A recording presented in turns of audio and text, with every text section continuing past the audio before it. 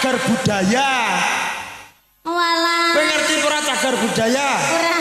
Aduh. Iki bangun pos kampling ngono to critane. Mayangkara bangun pos kampling. Dudu. Piye? Kuwi ning tlatah lakar santri kene lho.